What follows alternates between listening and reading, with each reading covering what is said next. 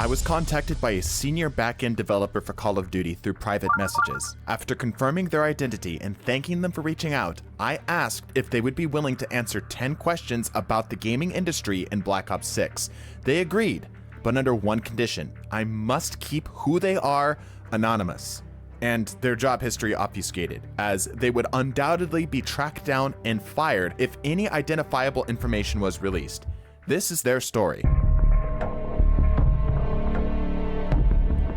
This dev is a long-time developer for the Call of Duty franchise. They started small and worked their way up to their position they hold today after many years of working on other games and other projects, many of which you will know and some of which you probably won't. It's important to understand that this dev is a back-end dev, meaning they don't handle design directly, but instead keep the engine running under the hood. While I can't reveal specifics of their resume, I can assure you it's vast. They have been in the business of developing multi-million-dollar games since before I was born. Due to their history with the Call of Duty franchise, the very first question I figured I should ask was, why is the game so big? This is a common question for anyone looking to get into the Call of Duty franchise. Being that every other game I play typically requires half the amount of resources, I figured it would be best to get an answer directly from the ones making it rather than the speculations I typically see online. And they replied, "It can be small, but it's a lot of content. It's why we introduced the packaging system after Modern Warfare 2019, to let players pick and choose what they wanted to keep. You don't have to install everything. Right now, I'm playing the campaign, and that's only about 11 gigabytes last I checked. Then I'll start playing multiplayer, so I'll uninstall the single player and check multiplayer and then install that. There's always a core component that is shared between the two. Everything is modular on purpose to let the players choose. Also, 4K textures take a ton of space, a lot more than folks think. We are limited severely with the compression because of access speed. We could compress it more, but that would add more CPU demand during streaming, and everything is in-game streamed. You are always reading from disk to memory. Hope you can already get a feel of the type of person this is. They are a bubbly and energetic and genuinely passionate person about making games. Anyone who has been in the industry this long with the prevalence of problems like layoffs and crunch time must absolutely love what they do, which I believe comes through in their answer. So I proceeded with a question that I had as a YouTuber. Do game devs take feedback from content creators? If so, how much? What do you use to prioritize updates and patches? This is something I saw parroted often back in the Destiny community. While I knew it wasn't true as many disgruntled comments would claim it to be, I was curious if the developers had any place for feedback such as ours. Interestingly, they replied with, "Everything is double-checked with numbers. We gather a crap ton of statistics at all times, anonymized. Data collection is an important thing in game dev, and we've got millions of players with a billion different PC configurations. Content creators sound the alarms. We check what alarm is triggered afterwards to see if it needs a better look taken at it. It's what the community managers do." This is not the answer I expected.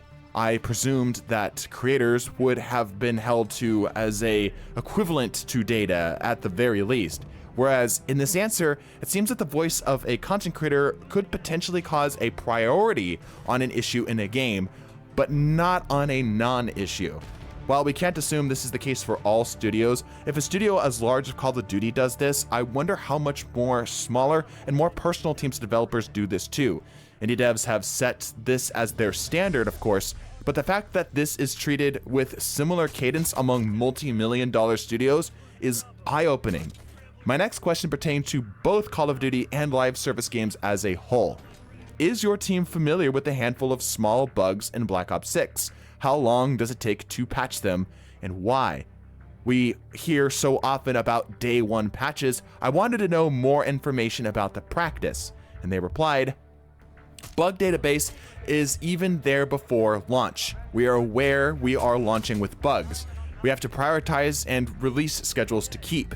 If something can be done with a quick update, which requires just a restart, we can push it out fast. If it's a more in-depth update, it can be pushed back to a next major patch." This mirrored what I believe many players already assumed. They know about bugs, but to keep up with publications and advertising due dates, they ship them with the bugs, then try to squash as many as they can shortly thereafter.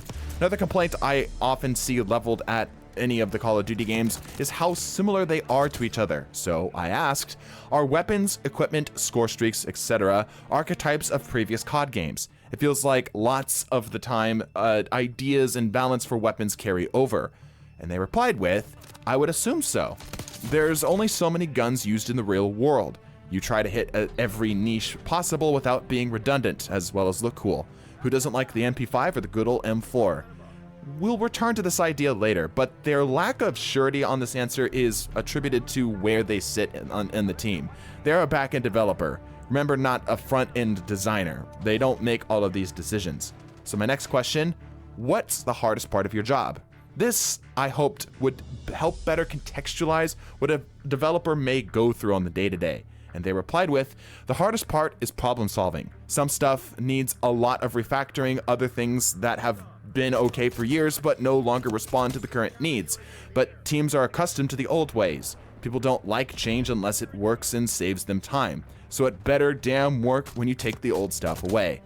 With what knowledge I have with my own degree in computer science, I can share stories as well of government job recruiters seeking people with knowledge of ancient programming languages simply because they were written that way back in the day, and they never were completely upgraded for fear of something breaking. My next question hopefully should be obvious. What's your favorite part of your job? And they replied, my awesome team. We're all nerds, love tech, and it's a pleasure coming to work. For as many horror stories as we hear about working conditions and financial insecurity of even the most experienced developers and designers, this was a very wholesome response. Next, I decided to ask something more open-ended to help get even more perspective to what developers experience versus the average player.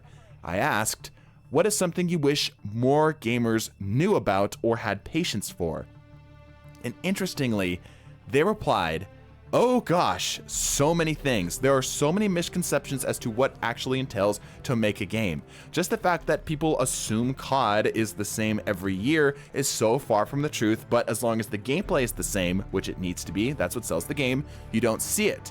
If we made a new code change that allows your GPU to render 0.5% faster, will you notice? No. But we will, because that saves frame time, that saves CPU power. We can now use somewhere else and keep the game running smoothly. Again, their bright personality showed through here with this answer, which I love. I hope one day we can return to this question because I feel like there's so much more to learn about this idea. So be sure to subscribe so you don't miss that. But next up, my question was, sometimes there is backlash from gamers to devs. How does dev teams handle issues with PR, or is that a separate group? This was actually asked by my brother, and I felt it was a pretty good question. And they replied, we are shielded by our community managers, thankfully.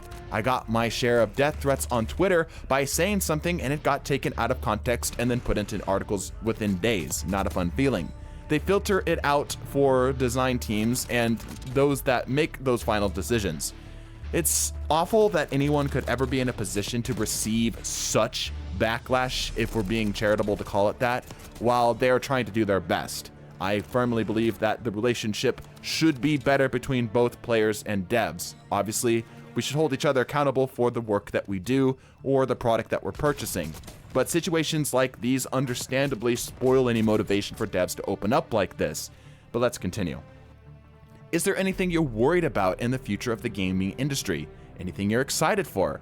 And they replied, layoffs. Always. We're being treated as disposable across the industry, and it has to stop. Thankfully, unionization efforts are bigger than ever. We came from Destiny hot off the heels of the mass layoffs post the final shape. It's difficult to put myself in this person's shoes for something like this. The stress of the average job is already enough, but I can't imagine it with the concerningly growing trend of layoffs within the game development industry. My last question I felt should be aimed at the top of the AAA food chain. So I asked, how much do execs have in the individual components of games? And their reply was not what I expected. That's a tough one for me, as I've seen it every which way, depending on the demand that's made. This, to me, paints a picture that a bad game isn't always the fault of the higher ups.